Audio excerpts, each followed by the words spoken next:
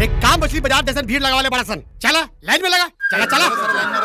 हाँ तोरा का चाहिए? माटी के तेल चाहिए। माटी तेल खत्म हो गई बा। खत्म हो गई? हाँ काले ट्रक भर के आइल और आज खत्म हो गई। अरे इतना बड़ा गांव में हाँ 1 ट्रक का 10 ट्रक भी आई तो ना पूरी बात करा था। चल हाँ हाँ देख ले तो के। हाँ तोरा के का चाहिए? 2 रुपया किलो वाला चावल 35 किलो चाहिए।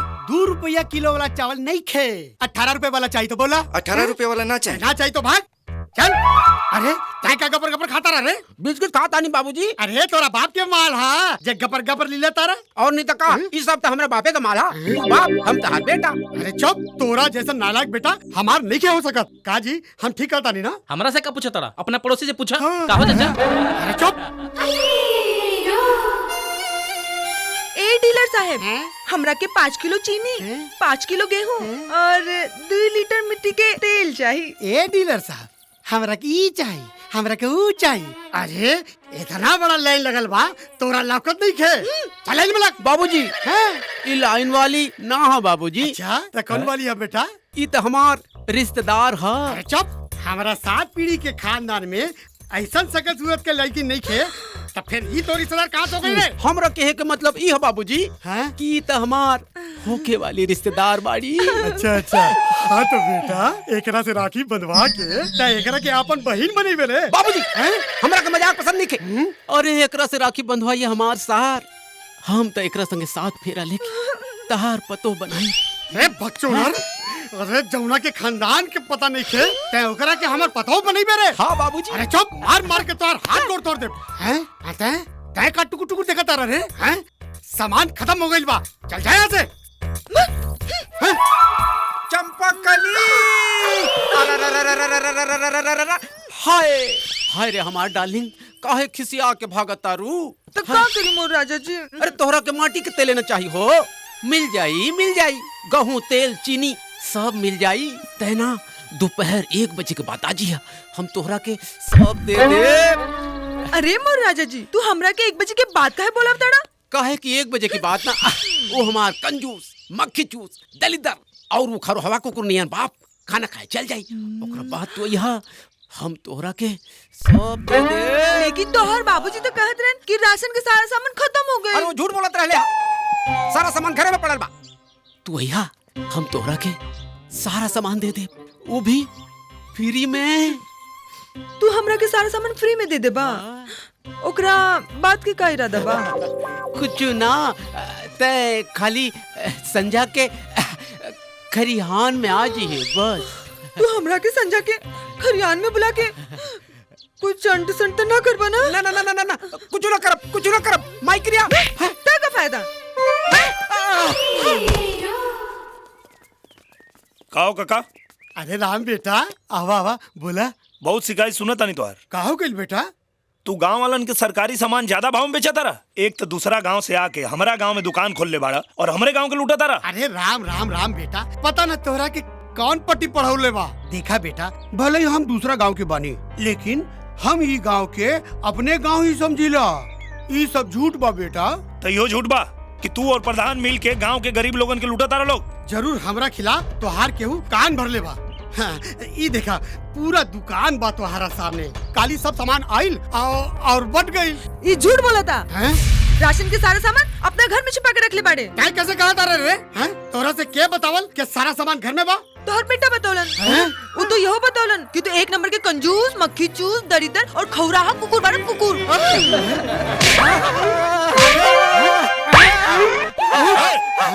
बंद कर तमाशा। चुपचाप गांव वालन के राशन दे दा, ना तो तोरा घर पे धावा बोले के पड़ी। ना ना ना बेटा, हम तोहार कसम खाता नहीं, हमरा घर में कुछ नहीं खे। ठीक है कहल बा।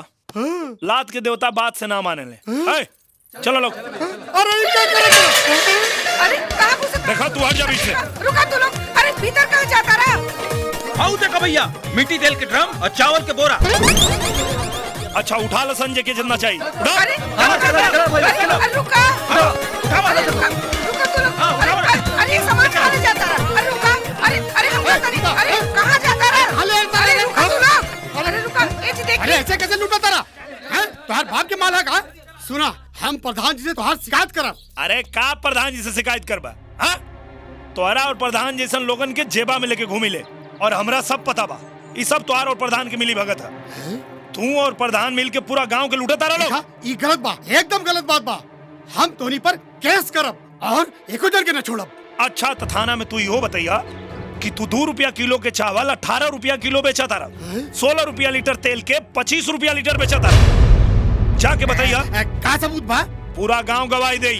प्रधानो यहाँ लपेटा में दोनों जने के 7-7 साल के जेल होई, तब तो के पता चली। प्रधान के भी प्रधानी भीतर घुस जाई। अरे हमर नेटा। हाय रे हमार चंपा कली। आजा आजा भीतर आजा, बाबूजी नहीं खान आजा। आवत ये चंपा कली, ते सही सही बताओ कि तै हमरे संगे ब्याह करबे कि ना? कर भी सकी नहीं और ना भी कर सकी नहीं। ना ना ना ना ना, तै क्लियर कर दे भाई कि तै हमरा संगे ब्याह करबे कि ना करबे। अच्छा ठीक बा बाबा, करब।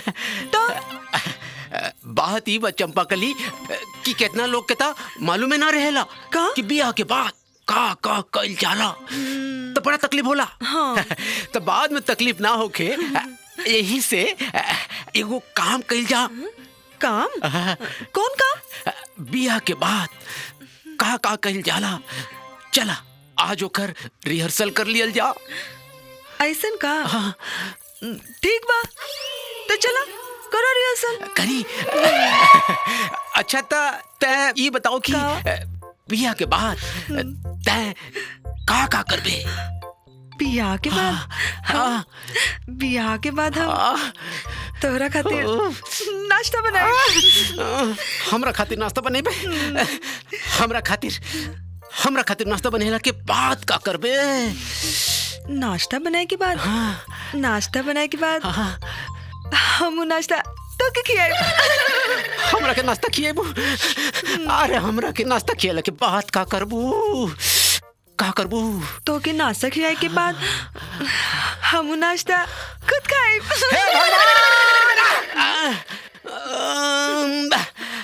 अच्छा ये बताओ कि रात में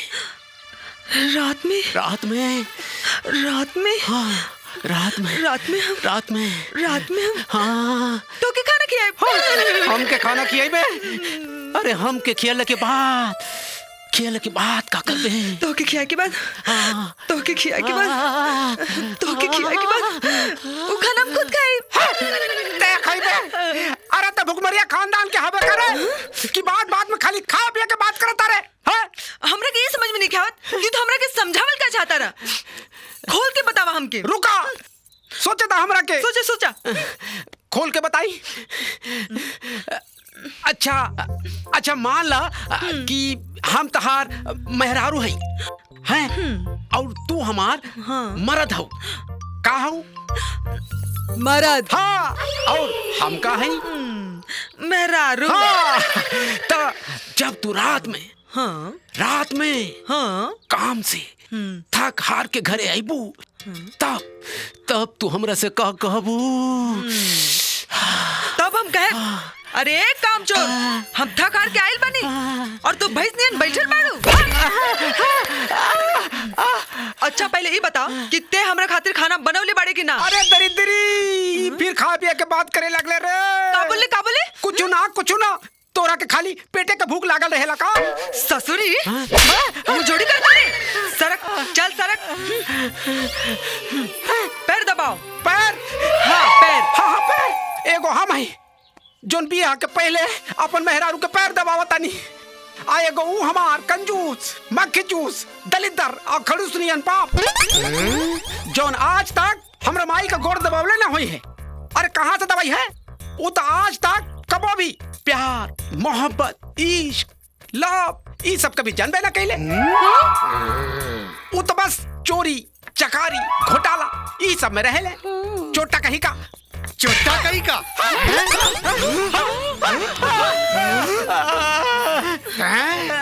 रुक बाबूजी, कहाँ जाता रे?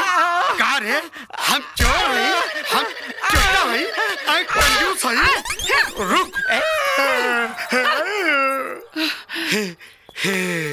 बिजली रानी, ओकरा के मार के हम थक गइल बानी। हमार थकान मिटा दे बिजली रानी। चला हमार गोर दबा दे। चलो हटो। अरे देखला अपन लड़का वो लड़की के कैसे पैर दबावत रहे। अब बैठा, अब तू हमार पैर दबावा। दबावा का पाँव। हाँ, दबावा।